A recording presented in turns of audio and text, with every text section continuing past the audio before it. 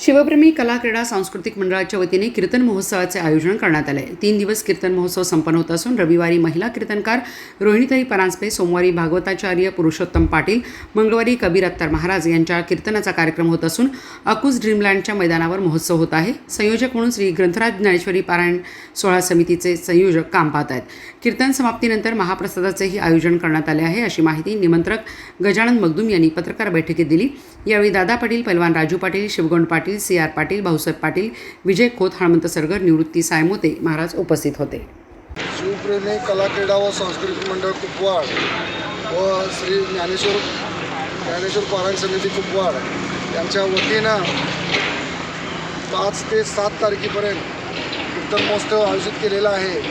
पहिल्या दिवशी रविवार दिनांक 5 तारखेला रोहिणीताई पाटील परांजपे पुणे ह्या पहिल्या दिवशीचे कीर्तनकार आहेत। दुसऱ्या दिवशीचे कीर्तनकार आहेत पुरुषोत्तम पाटील महाराज।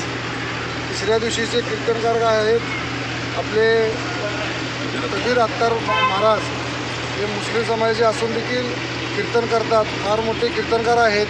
तर तुमच्या या माध्यमातून मला सर्व कुपवाड शहर व परिसरातील व आजूबाजूच्या गावातील लोकांना विनंती करायची आहे, या कीर्तन महोत्सवाचा लाभ घ्यावा व शेवटच्या दिवशी मंगळवार दिनांक 7 तारखेला कीर्तन झाल्यानंतर सर्वांना महाप्रसादाची सोय केलेली आहे। तरी सर्वांनी या महाप्रसादाचा लाभ घ्यावा व कीर्तनाचा आनंद घ्यावा।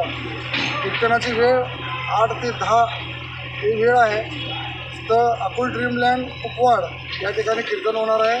रामकृष्ण हरी।